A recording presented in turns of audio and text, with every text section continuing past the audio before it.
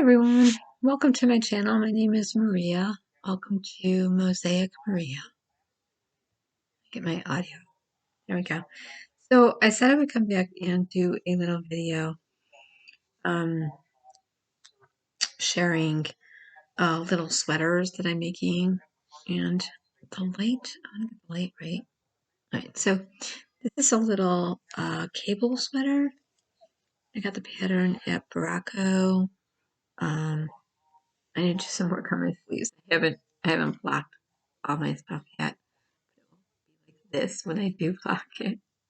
It'll be more like this, not like this. I got the patterns at Baracco.com, and under 22 minute to, so I will link to it, sweater patterns and ideas from. This one here kind of has it has a little cable going down. It's kind of hard to see in the white in the light, but I added a little bit of ribbing, like a bell sleeve on the end, and a little bit of cabling down the back. And then I have a whole bunch of little ones that I'm working on.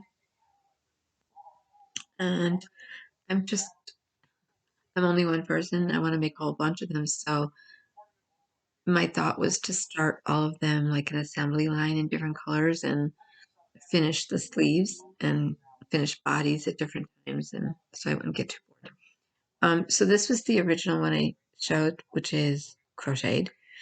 And originally I was trying to make them this size, but not this thick. So this was made, and I still have to get all my ends fastened in, and this was made by doing back loop ribbing on the bottom up, where you make 2 panels and 2 sleeves and you sew up the seams. Whereas all of these are top down Reglan, and this is crochet, this is knitted. So my first thought was I really like the way the knitted look better, but I wanted to get the same size as this. And so I bumped up my needle size in knitting to a 6.0, 6.5, a US 6.5, 10 millimeter. And that gave me almost the same size. So I have to do my sleeves on that one. This is a 3.7, 5 US 5 knitting needle. Red Heart Super Saver. Colorway white, colorway evergreen. 4.50 US G hook. Bubblegum pink and candy pink. Worsted weight. So these are all Super Saver yarns. This one here is completed and it's knitted, and so you can see the difference in size from knitting to crochet. So that's why I wanted to do it in crochet. I thought it looked more delicate on an actual Christmas tree or a theme tree. So I didn't get my sweaters on the tree for Christmas, so I'm going to do a January tree and a January theme tree with pastel colors and snowflakes. So hopefully we're going to get some snow in January and February. So January I'm doing blue, like light blue and dark blue and white snowflakes, and pink and dark pink and pink variations of sweaters, and blues sweaters, and mittens and hats, and that's what it's going to be. So that's my theme for January. Here's another one I just wanted to be able to show when the patterns say to go ahead and take your stitches off and hold them. Different things I found around the house that I can use other than waste yarn if you don't like to take off your stitches on contrasting waste yarn with a darning needle or an upholstery needle. You could use a paper clip. You could use a stitch holder. you could use a pen. You could use a bobby pin. So there's many different ways you could take the stitches off. You can also use, I don't know if I have one here. Yeah, I do. Also use a marker, a place marker. For these teeny tiny sweaters, it's just a little bit of sleeves, like maybe 11 to 13 stitches at once, 9, depending on how big you're making it. So you could just use one of these and clip it off and hold them there. So you put them back on your needle. There's all different little things you can use. So you don't have to have a stitch holder or perfect waist yarn or whatever. There is no real perfect waist yarn. So here's another one I'm working on. This one is really sweet. You can see the Reglan setup right here. It just looks really darling. It's just a little bit more fine. Like I wanted to do a little cable here. I like the plain ones too. This one here is called Sky Blue. And if I put it against this one, this is called Royal Blue. So on the tree, it looks really pretty with the lights, with the snowflakes. And my snowflakes are all going to be Victorian. So, or no, that's going to be in February. I'm going to have the Victorian snowflakes with the Victorian hearts that I'm tatting. So, um, I'm not a very good tatter, and I haven't done many tutorials on tatting, but I'm more of a shuffle tatter.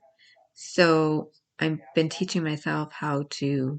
And you're very limited in what you can do with shuffle tatting. You can only do a whole bunch of different kinds of circles. Um, so I'm in the middle of trying to teach myself how to needle tad, so I can do more elongated fabric. Um, so I'm going to be doing a video on tatting, shuffle tatting, where you get more circular stuff going on, and needle tatting, where you get more of a elongated string effect, kind of really pretty. So I'm just making these, and I thought I would show how to do this. Find my knitting needle. Yeah, put it down. And even though I put my glasses on, it doesn't mean anything. I put it down. So now I have to find it.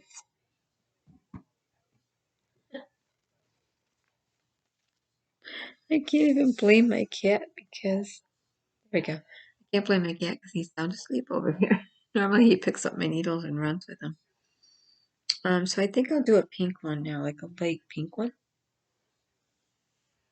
And I wanted to just quickly show you how to set up the magic loop using a circular needle with a long cable cord. This is not very long. This is a 24-inch.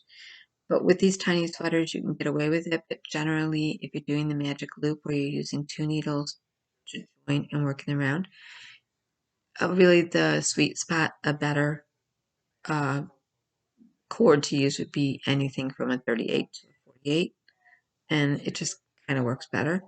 But for these little tiny things, you can get away with the 24 to a 32, or even a I've made some that are really small on a 19-inch. So you just have to be able to scooch your stitches and get around. So you can use DPN, and sometimes I do. Sometimes I really like the feel and the move of going around my needles and tossing and picking up another needle and the clicking of it. And it's just like a dance move. If I feel like using DPNs, I use them. But sometimes I like the feel and the move of scooching my stitches and turning and having all my work in one spot so I don't have a bunch of needles with it. So it's to whatever you like. I'm going to demonstrate on the magic loop. So This is a 3.75 US 5, and they're interchangeable Takumi needles. So I'm going to do a long tail cast on, and it means I'm going to give myself about 4 to 6 inches of waist tail, and then I'm going to wrap around the barrel, the middle part, for 8 stitches. 1, 2, 3, 4, 5, 7, 8, and I'm going to do that again, kind of loose. 1, 2, 3, 4, 5, 6, 7, 8, down, and then I'm going to give myself another 4 to 6 inches over here and estimate. And I'd rather have a little extra long tail than be too short and have to start over, because you could always tie it up. So this is my slip knot. I just twist my 2 strands and come in and grab the strand over my index finger and put it on my needle like this. And then I have my tail, my long tail, and my working yarn. Okay. So this pattern calls for us to cast on 16 stitches, but you could do any multiple of 20, any multiple of 2. So say if you wanted to make your little sweaters like gift card holders, you could do that by just adding on more and going longer and picking up more on your stitches. So I'm just going to grab this and bring it down like a slingshot and come up underneath my thumb and around my index finger strand and up through my thumb loop space. So under, and I'm going to do these kind of loose because the first few rows you are scooching and turning, and it is scrap yarn, and I am working on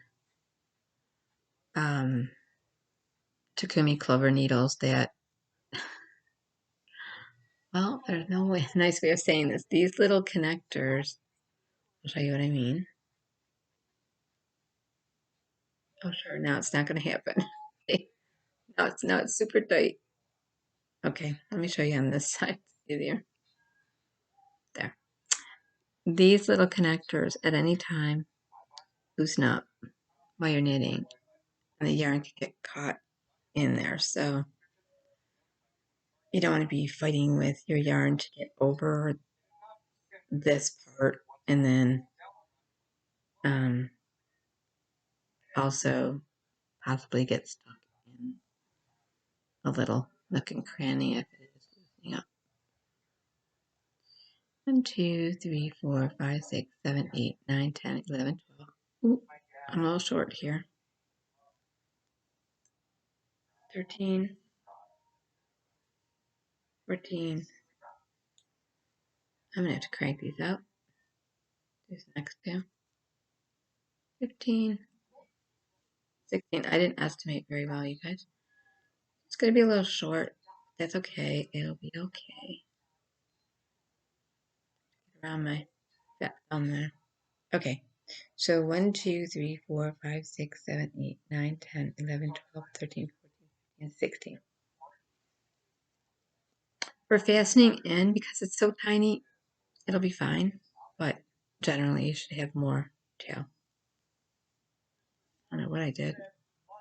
I didn't estimate well. So then I come up here to the middle of my loop, bring these down so they're even. And some people just do this and then just pick from the middle, and it's even enough. I count my stitches. 1, 2, 3, 4, 5, 6, 7, 8. 1, 2, 3, 4, 5, 6, 7, 8. Because I really want to make sure they're even, but you don't have to do that. It's just easier for me to do the pattern by counting. And then what's really cool about the magic loop is a lot of times when you're joining in the round, even with circular just on a regular circular needle and you're joining in the round, or on DPNs, double pointed needles, you have to be very careful that you're not twisting your stitches when you join, and that that all your stitches are facing the right way. When you do this, you're kind of already set up with your cast on facing the middle, and you always want your working yarn to be on the needle away from you. So you have a first needle and a second needle. You're always going to be working with this back needle. I'll just say the front and the back. So you're always going to be pulling your needle from the back needle and working into the front needle. And that first row, I'm just going to show you how to start the magic loop, because the first row can be really wonky when you join. A lot of people place a stitch marker before they join. I follow my tail, my waist tail. You could do whatever you prefer. If you're doing a pattern, and you're just going to knit the stitches on this back row. If you're following a pattern that tells you to place stitch markers, place marker, PM, or a slip marker, it's usually to set up the Reglan line for your shoulders and your arms for a sweater. I would do that, but just to place a marker to join, it's your preference. So the important thing to remember is to drop and turn. We drop and turn. And then the other important thing to remember is that the yarn be over the loop always. And then the front needle, we scooch our stitches back up. And then we pull our back. And then again, we make sure our yarn is over the loop. And that first row, it'll seem like the sides are not going to come together, like they're loose. It's okay to leave them loose and just kind of tug on the second stitch you do all the way around. And that will make sure you're, so when you're transferring around, it'll seem like it's never going to come together. And you might get really frustrated with it, but don't, because after 3 or 4 rows, it'll just be a little circle and it'll look fine.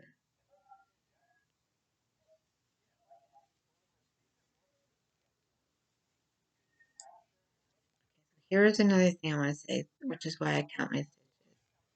I am notorious for knitting that right there, which is your slip. Just leave it. Just it looks funny, I know. Just drop and turn. Right there. That looks like it's never going to come together, but watch how it does. That's why it's called the magic loop. So, you scooch back. You knit the first foundation row right there. And then you pull your yarn, or your needle. Scooch your yarn here, you pull your back needle. And then we come back into the front needle. We pick up our yarn. Keep going to our first row. And don't over tug on that first stitch, but give the second stitch really good tug. Somebody gave me that tip a long time ago out here on YouTube. Somebody I was talking to when I was working with DPNs. I was like, I can't stand the way the needles, it can look like a ladder going. And she said, I think it might have been Very Pink Knit, Stacy Perry. It might have been her. And she just addressed all these questions. And my question was, how do you get rid of that ladder? She said, just be patient to wait until it starts growing. And also, even though you'll be tempted, I think it was her, yeah, it was, you'll be tempted to tug on that first stitch in between your deep hands or your magic loop, like this one. Don't. Just knit it normal and leave it there. And then tug on the second one. And that brings it together. Maybe it was the Nervous Knitter or Pearl and Soho. I'm really not sure. Somebody told me this and it worked really good. You just knit, knit, knit. Just my cat is cracking me up tonight. Dustin. Dustin. Are you trying to be cute to make me look at you? Yes, you are. My cat's been really cozy today. Really cozy. And watching me knit. He's been kind of sick of it. Like, I'm over it, ma. Give me attention. So you just carry on.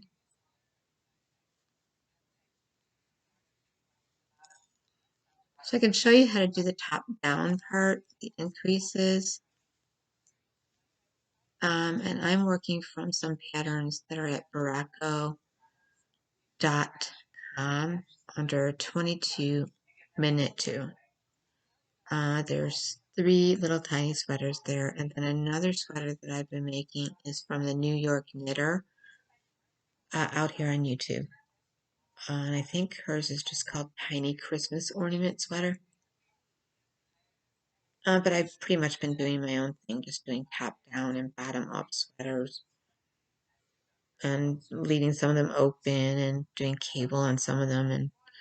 And you can do a duplicate stitch on some of these and put in a little snowflake or initial personalized. So you can really play with them, do some color work.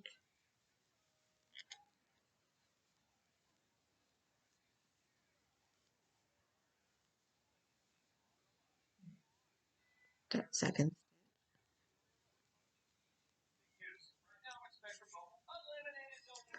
And for the sleeves, you're just going to take a contrasting yarn that's smooth, thinner, or the same size as the yarn you're using. Just try to pick a yarn that's not too scrappy, and an embroidery needle. If you don't have a stitch holder, which I just find it easier to do with the yarn, but some people don't like doing it that way. So showing.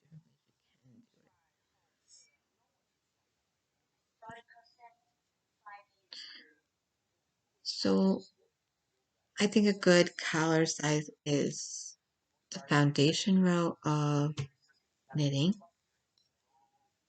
and then 3 rows of knitting. So you have a total of 4 for a tiny sweater. I'm putting them up on my tree against the lights to see how they look, and I just think they look better delicate and teeny. So you can read your work really good with the magic loop because you can just look at your 2 needles and you can count your V's for your knit stitches. And when you have 4, you've done 4 rows. So you might like turn and not know, like, did I do 4 rows on the front needle? You haven't completed your established pattern or a round until you've done both needles. And sometimes you'll have a stitch left over on a needle that you have to do to complete it. So I can see right here I've got 3, and over here I've got 1, 2, 3, 4. 1, 2, 3. So I have to do 1 more round in my front needle.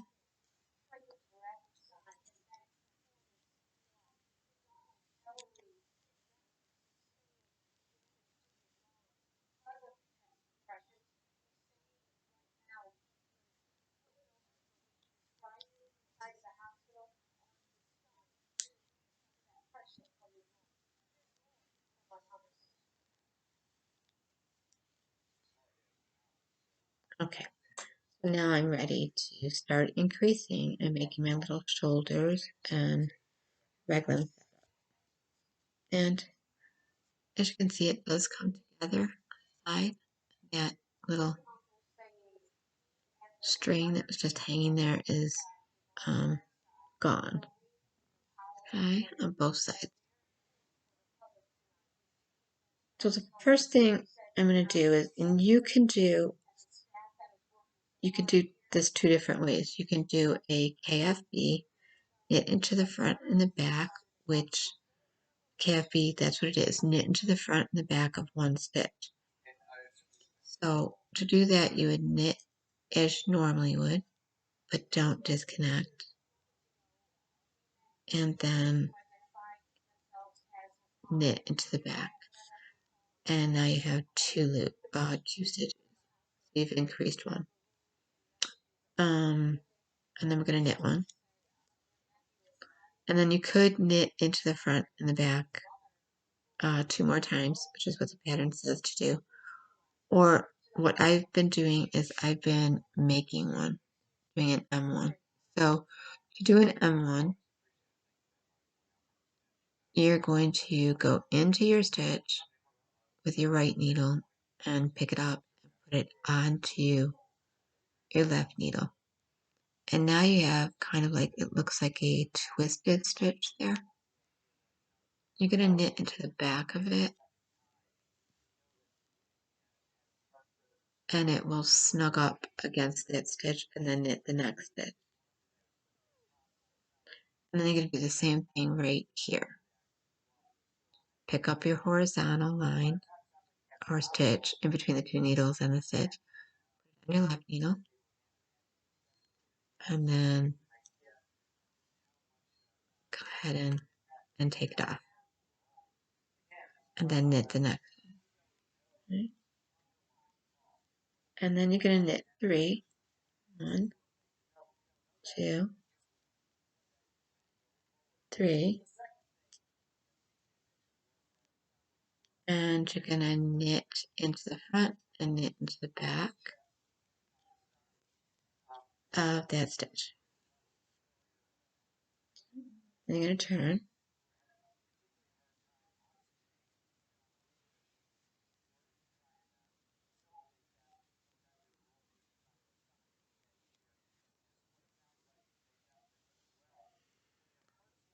and now we're going to knit 1,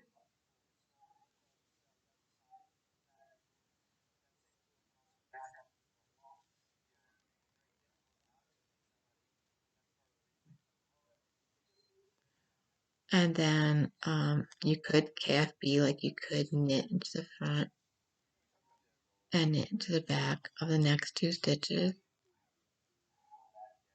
or you could make one.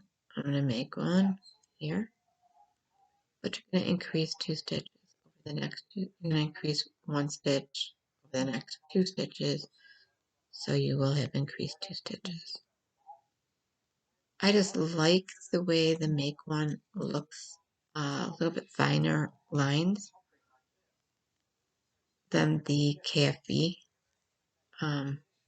is turning out, but these are ways you can increase. So then you're going to knit 3, 1, 2, 3, and KFB twice again, or make one, whichever you want to do.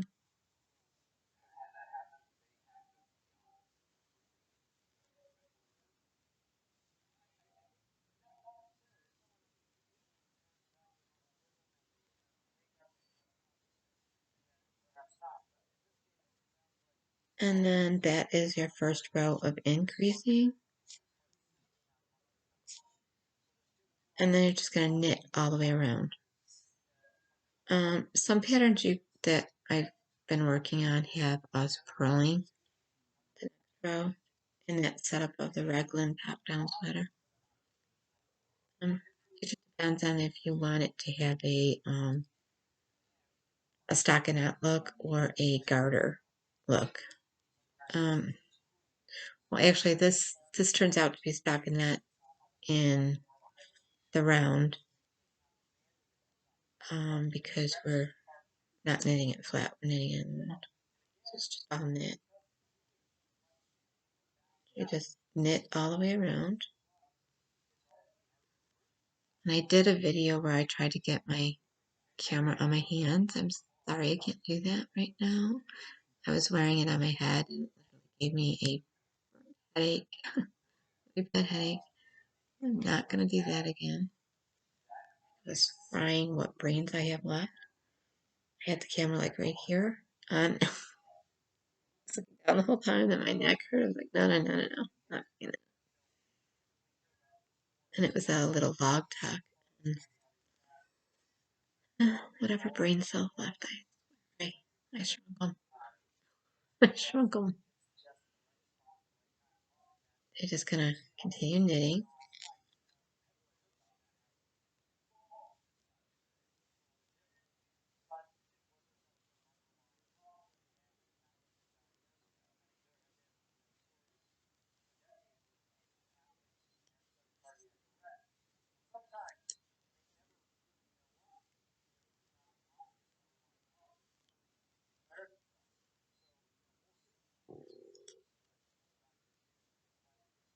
So I can't give you every single pattern, obviously, but hopefully I can share most of this with you so that you can at least get an idea of how to do the magic loop if it's ever been something you've been wanting to do but you haven't tried and you're afraid of little things and DPNs or whatever. It's fun to try this.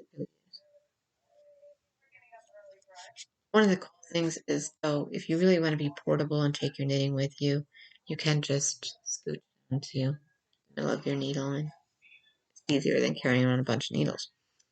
Okay, so then we're going to do another row of increase. So we're going to knit into the front and knit to the back. First stitch to the front, don't disconnect, knit to the back, and then we're going to knit 3. 1, 2, 3. And then we're going to knit into the front and the back of these next 2 stitches, but I'm going to do an M1. So I'm going to pick up this strand and then knit into the back, and then knit my next stitch. And then I'm going to pick up my horizontal strand in between the stitches and the needle again, and knit to the back of it. And then knit the next one. And then I'm going to knit 5. 1, 2, 3, 4, 5. And then I'm going to knit into the front and the back of the next 2 stitches. And sometimes this will happen. You'll have a stitch that's still on the, it just won't,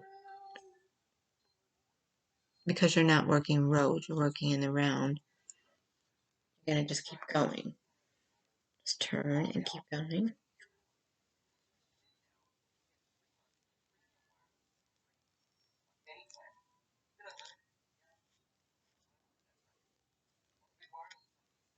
So you can see the sides now here are closed up, and the sides here are closed up.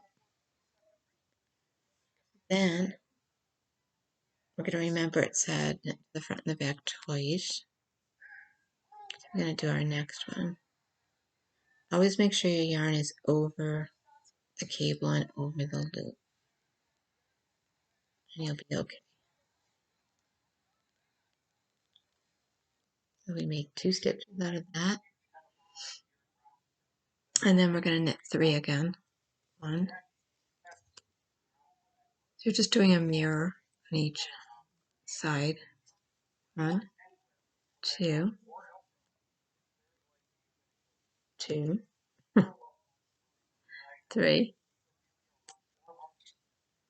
Now we're going to knit into the front and the back of 2 again, but I'm going to use the make one. I'm going to do it 2 different ways, see how it turns out. I'm going to make one, I'm going to knit one,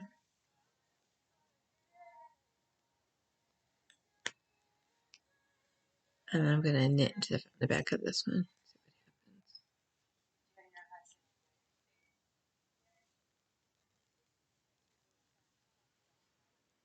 And then I'm going to knit 5.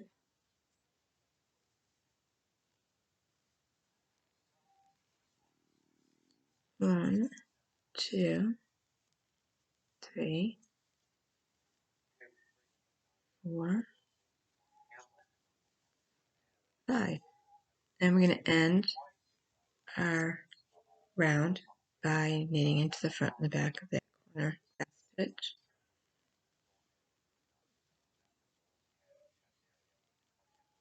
And then you're just going to knit all the way around. So you can already see how it's kind of progressing into that shape. And I mean, you could stop right here. If you want to make them really tiny, you could stop. You don't have to do 2 more rows of increase. You could stop at 2 rows.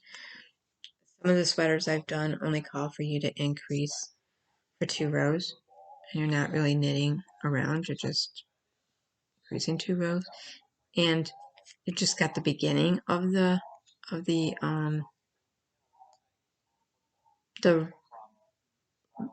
Reglan setup. It's smaller, so it's totally up to you.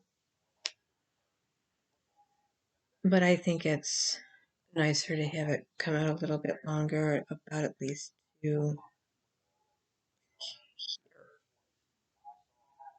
So establishes it more and looks more sweater-like, has more shape to it.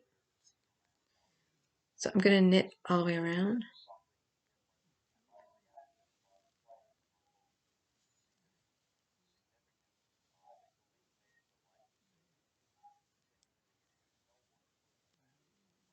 So I just want to show this setup here. I'm going to go kind of fast here because nobody needs to watch me. Nothing special happening here.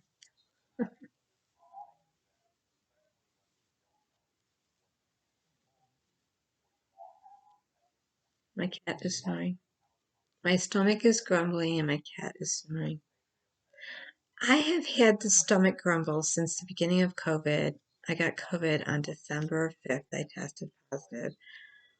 5 days before I tested positive, my stomach just would not stop grumbling. Just would never stop grumbling. Whether I ate or I didn't eat. Whether I drank water or I didn't drink water. Whether I had an empty stomach or a full stomach. Just, I swear it sounds like there's an animal in my stomach. Non-stop grumbling. It gets pretty embarrassing and loud. I really don't know what to do about it. I really don't. I've never had the stomach growl and grumble and make as much noise as my stomach is making with nothing really happening. It's just making noise. It's weird, very uncomfortable, and strange. And I'm glad I have a doctor appointment coming up because I really think it's going to sound even weirder, but I think my spine is straightening up. I have a advanced severe scoliosis in my mid-thoracic column and in my sacral and cervix. So I kind of twist to the right big time. And so my left shoulder goes up and my left hip goes way up. But I also have a malrotated intestine. So everything that should be on my right side is on my left side. I'm twisting in 2 different directions. And I think as my spine is twisting, so are my stomach organs, because as my spine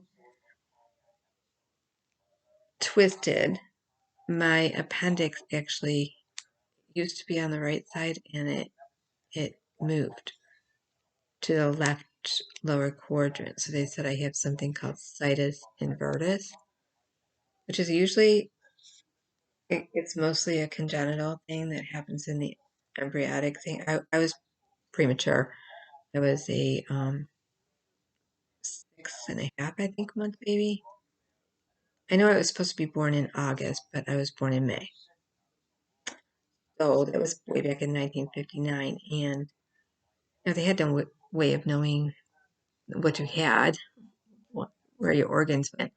My organs went, they flipped, and when you do some studying on situs inversus, where your organs are not where they're supposed to be, they're flipped.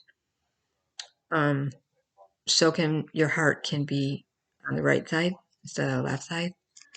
Your appendix is on the left instead of the right.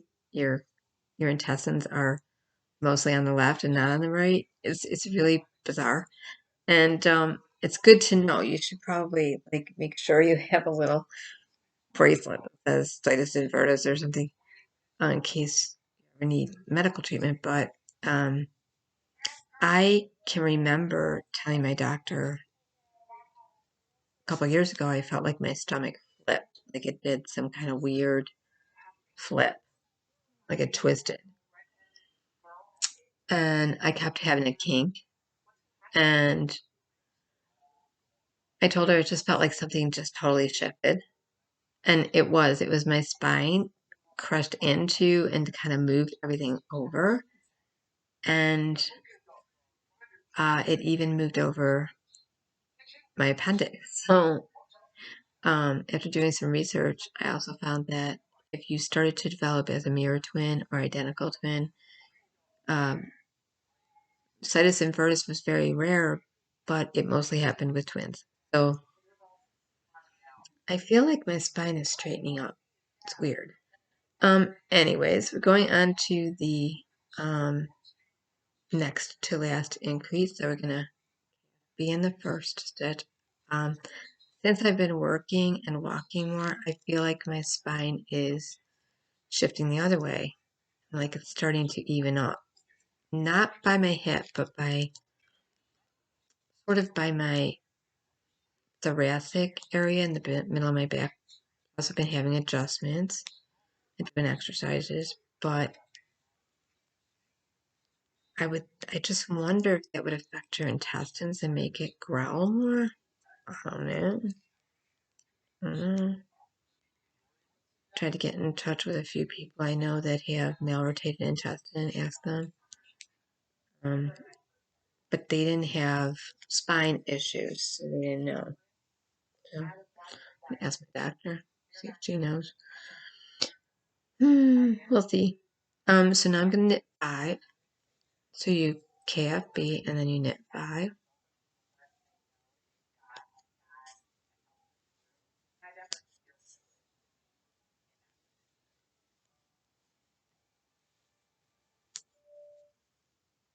And then you KFB twice, but I'm gonna make one.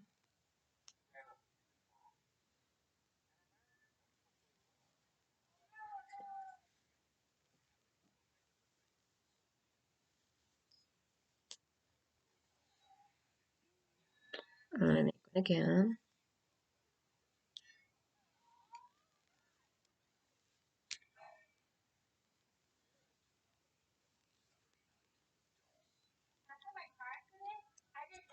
And then we're going to knit 7. So you can see it's going up by 2 stitches. 2, 3, 4, 5, 6,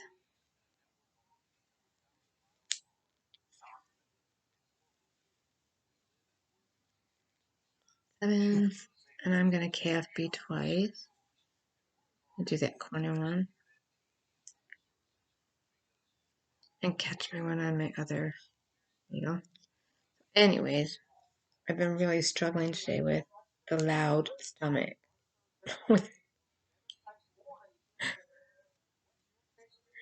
And last night and the day before and all month and it's just been crazy. Shut up, stomach, shut up. Crazy. Really weird, embarrassing sound. Loud. Anyone could hear. And wakes my cat up and he looks at me like I don't know, like he's hunting me or something. It's weird.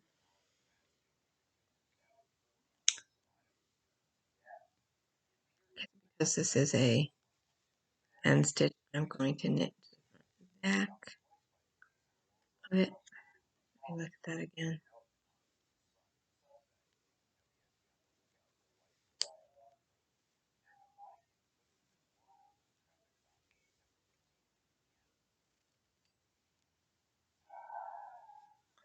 And I'm going to knit 5 again.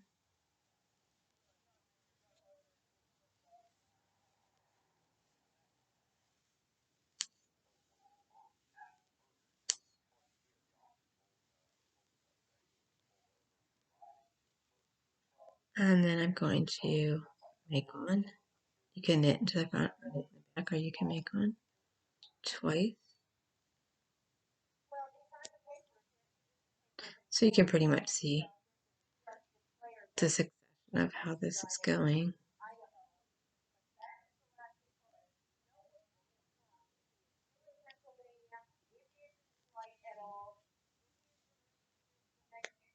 Oops.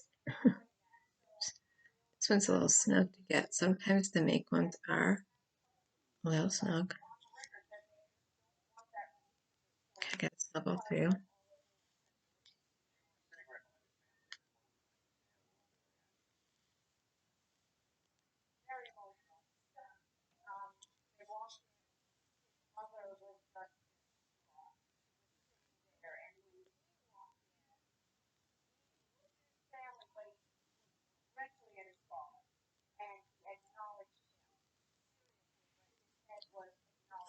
Okay, and then we're going to knit 7.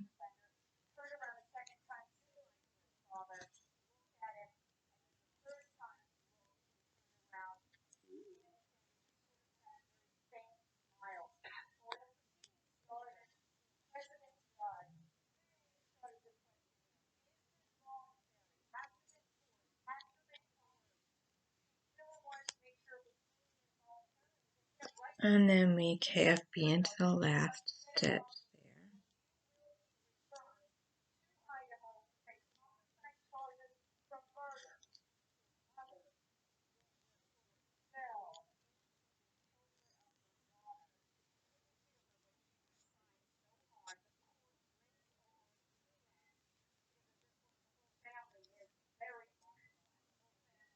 So you can see the direction it's going in here. And then you're just going to knit all the way around again and do your last one, your last increase, and you'll do the same thing. It'll be 7 stitches in the beginning, and then it'll be 9 with that second set. So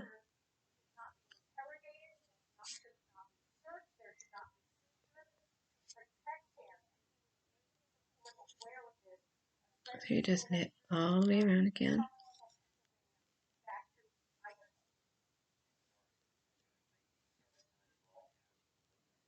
Wish I still had an editor that I could speed up in my video. I don't have that. Be right on YouTube. Just speed it up.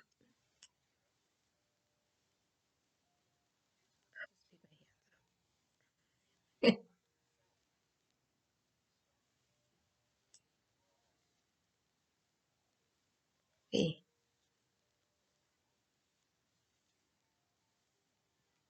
my shoulders. Got my shoulders way up here. No, don't do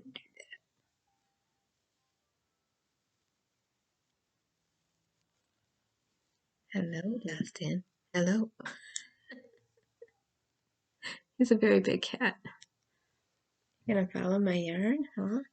Did you wake up? He's gonna jump my yarn, I know he is. You're half asleep. Look at you, got sleepy eye. You're sniffing. You're sniffing. Yeah.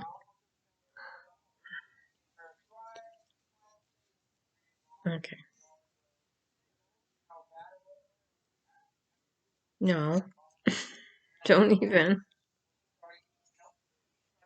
Come on, play, mommy. Come on. No, into my last row. No, no, no, no, no. You wait. You wait. It's almost your turn, but not now. Dustin likes to fall asleep on the remote. Change the channel.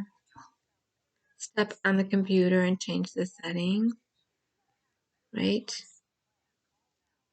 Don't do that.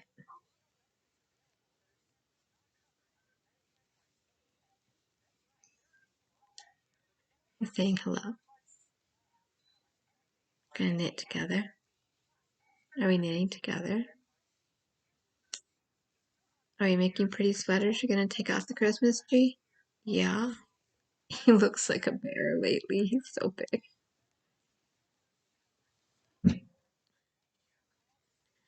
When he jumps off the bed, it sounds like a person got us.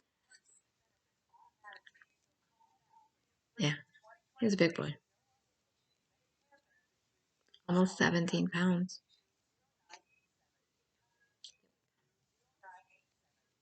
When the vet last saw him, he was 14 pounds. I don't know what's going on with him. I'm not overfeeding him.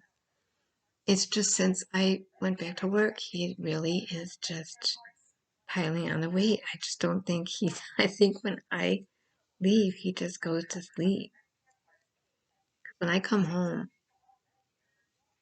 he's just waiting for me. Not that he's eating more, he's not moving.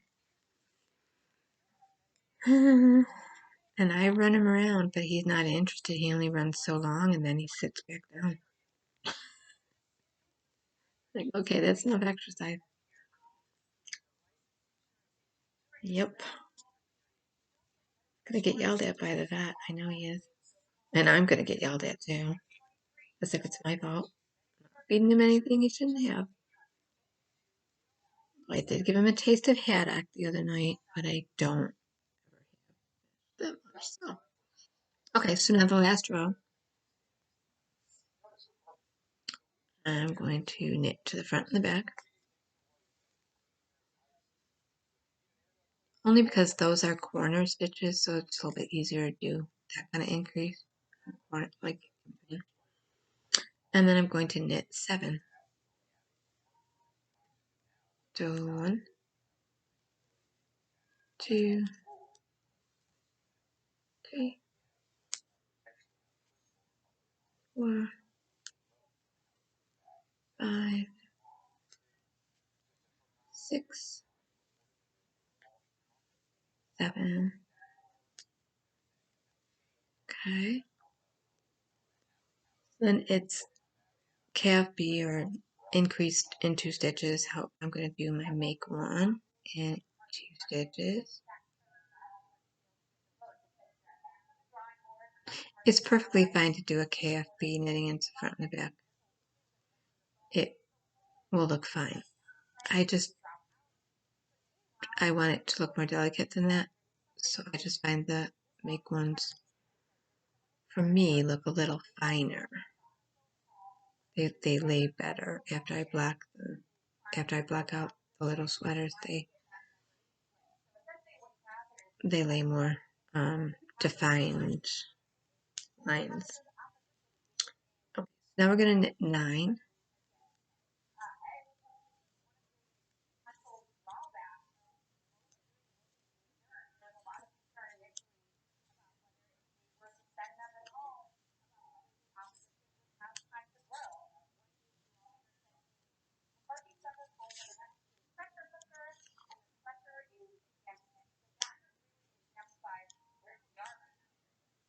Okay, and then we're gonna KFB twice. So I'll get my 1 stitch here. And my other stitch is over here. Turn. Make sure my cable is good. Scooch. Scooch. And pull.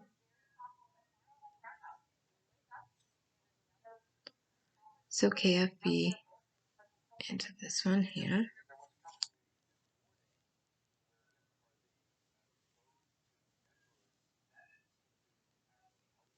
And I'm going to knit 7.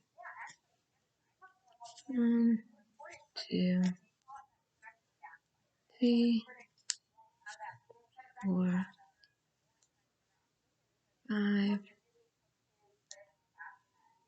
6, 7. And now you can either KFB, that looks really weird. I don't know what's going on with that there. I'm going to knit these two together and get it gone. Okay, so you can either KFB. It looks more like it was a yarn over a bet. I went inch, I didn't go all the way into the back. I'm going to KFB into the next two, or you can knit to the front, knit to the back. I'll bet I didn't get through my make one. That's what happened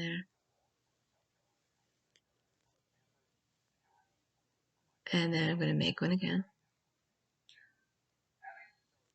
Or you could KFB, depending on what you like to do. And I can, at this point, I can see my lines that I'm following. And then I'm going to knit 9. 1, 2, 3, 4, 5, 1, 2, 3, 4, and then we're going to KFB that last stitch. I had to fudge that one stitch by knitting that one together, but it worked out fine.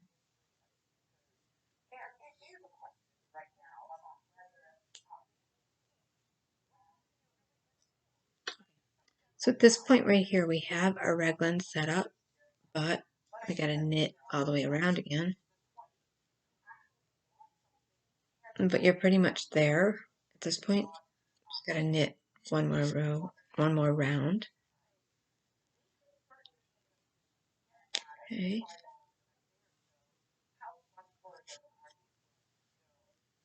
There's a little sweater, and you can't really see the lines until we go ahead and take it off, take the sleeves off, then you'll see the raglan lines showing up really good. I'll just knit around really quick. In fact, I'm going to go off camera to knit around.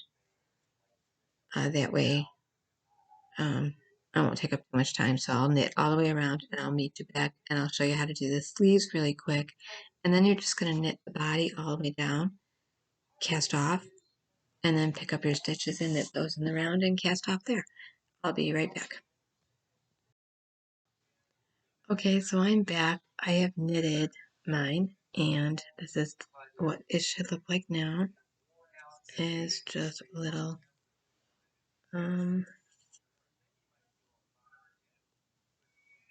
just this. So it should look like. And then the next thing we're going to do is take either a use, yeah, like a I don't know about that one. Maybe this one. Some kind of a darning needle. It could be like a smaller one, or I like a bigger blunt one, or some people use one with a little crook on the edge. I like the blunt edge.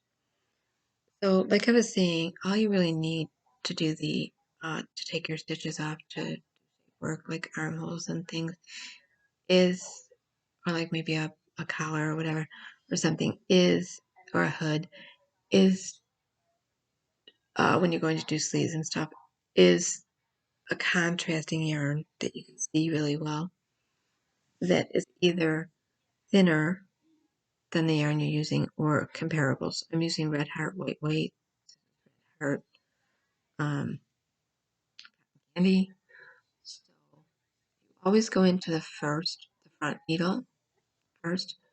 So our pattern is telling us to slip 11 stitches onto our waist yarn. So 1, 2, 3, 4, 5, 6, 7, 8, 9, 10, 11. Okay. And then we just bring this through. Okay. I don't need a super lot of yarn here. So let me just cut the right strand here. And I'm just going to tie this off. All right. Tying you off.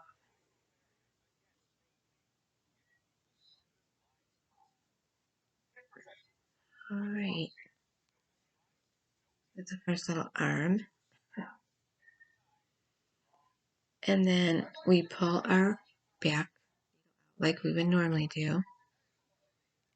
And we put our yarn over the back and we come to the front and knit 13 stitches. So you're going to come around the armhole here, like that, and you're going to just go into that first stitch, yarn.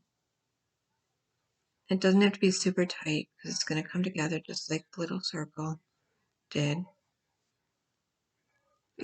Join, and then we'll tug on that second stitch. Right. Then you just do your 13 stitches. So that's 2, 3, 4,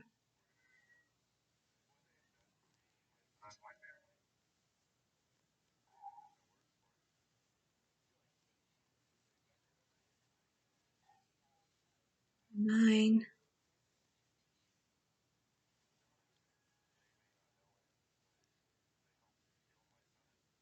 10,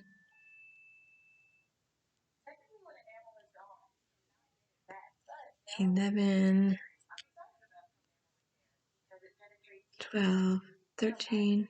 And it doesn't always work out to be the last stitch on the needle, so be sure to count because sometimes you end up with 3 left over or whatever. It just doesn't always turn out right. So then we drop and turn.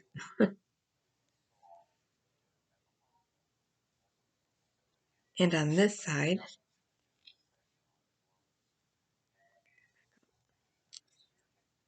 we're going to do the same thing.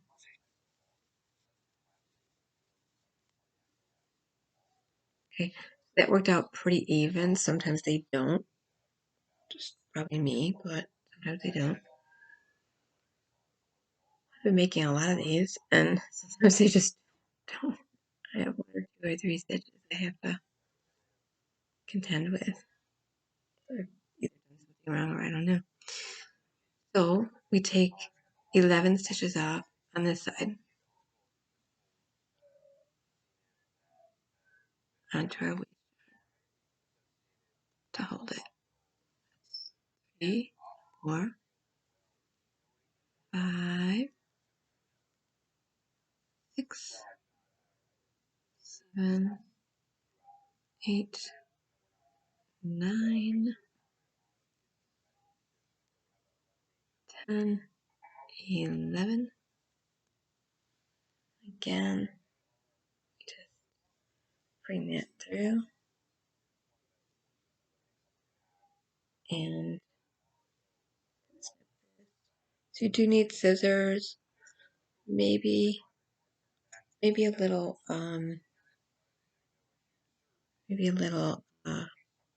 ruler or measuring tape. Just when you're gonna continue to knit here, you're gonna want 3.5 to 4 inches from here. Or you could make a tunic top if you wanted to, or a coat. you can go longer. You want to see? I mean, there's at some point where it looks a little too long if you go too long for where the shoulders are now. But then you're just going to pick up the back needle, come around, and knit these front. But I'm in my loop, so that's important. It's going to be outside your loop. Get these back on.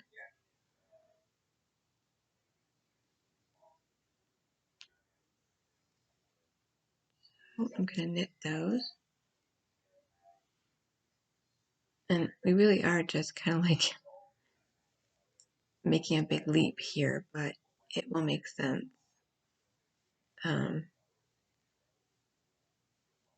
It will make sense when you see it.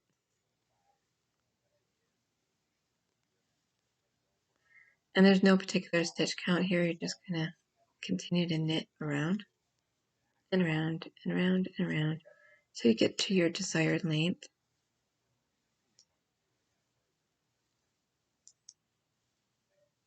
Like to the other side, and then just flip your needles again, turn them, scooch them.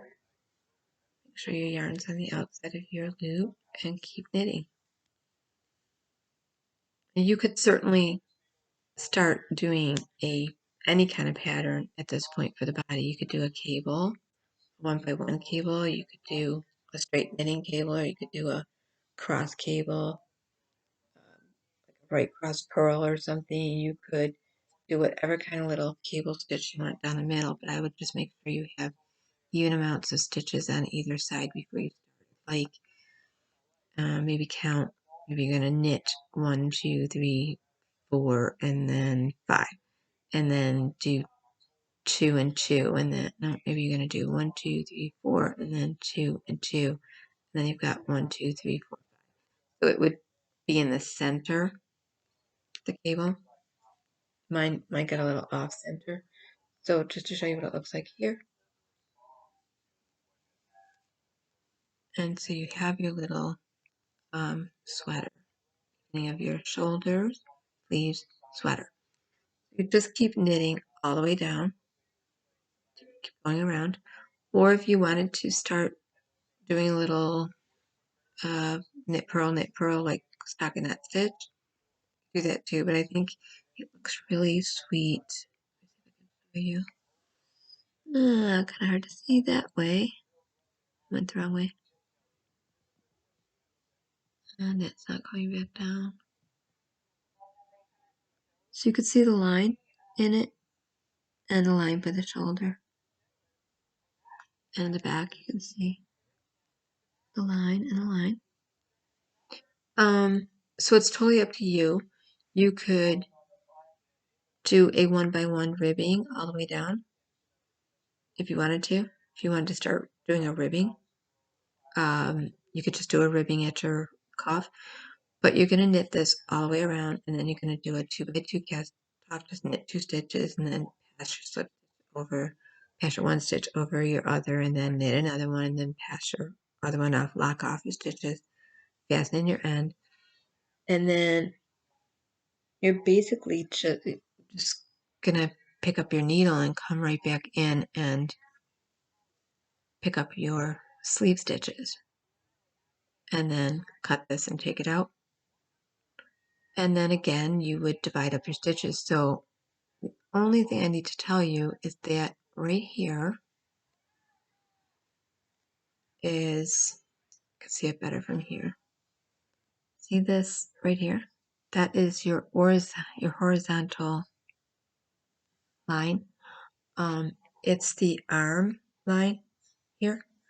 You're going to, it's the gap of your arm. So that's going to be the first stitch you're going to do. You're going to divide up your stitches. You'll have 12 stitches. There's 11 stitches. You're going to pick up this stitch. That horizontal strand. You're going to pick it up. And you're going to join your yarn rejoin your yarn and knit your 6 stitches on one needle, 6 stitches on the next, or 5 and 7 or whatever. You're gonna figure out how to do it and knit. You'll just keep knitting in the round, around and around and around to the length you want your sleeves. So if you want to like stop in the last 3 rows and do a little 1 by 1 riveting, that would look really sweet. You could, after you get done, take your embroidery needle that we were using, wherever it went, this kind of thing, and just follow your stitch like you would if you were doing embroidery. Go down, up, like a crisscross stitch over your V, and you could make a snowflake or an alphabet or anything you wanted, really. Flower. There's charts all over the place how to do that with embroidery and with you just type in snowflake applique on a graph or whatever, or just follow a chart, or just freehand do it. Oh, that's the little mini sweater. I promised to show everybody this different color. There we go. And I'll link to the New Yorker knitter who got her pattern from Ravelry, and she modified it by just decreasing the stitch count, and she showed how to do the duplicate alphabet on it to personalize it, which is really sweet.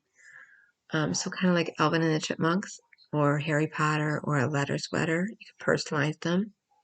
And like I said, you can just do more stitches if you wanted to make it wider, or like this one, you could just bump up your needle size to a 10 millimeter US 6.5 and much bigger, like the crochet ones.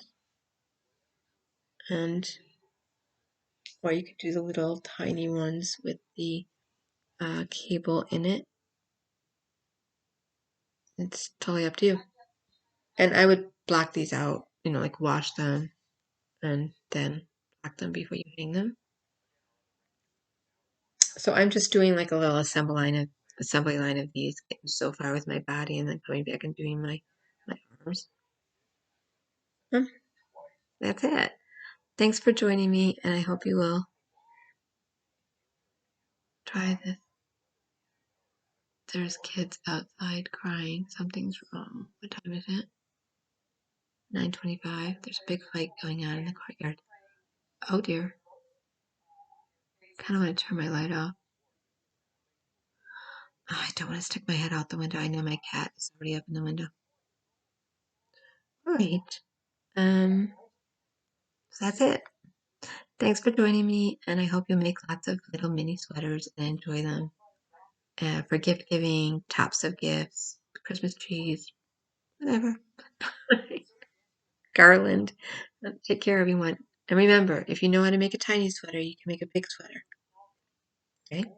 And if you made a tiny one, you can really make a big one because it's a little more tedious to make the tiny ones. Your hands have to work a little extra hard. All right. Thanks, everyone, for hanging in. Let me know if you make these, how they turn out for you, and I'll leave you the link for Baraka.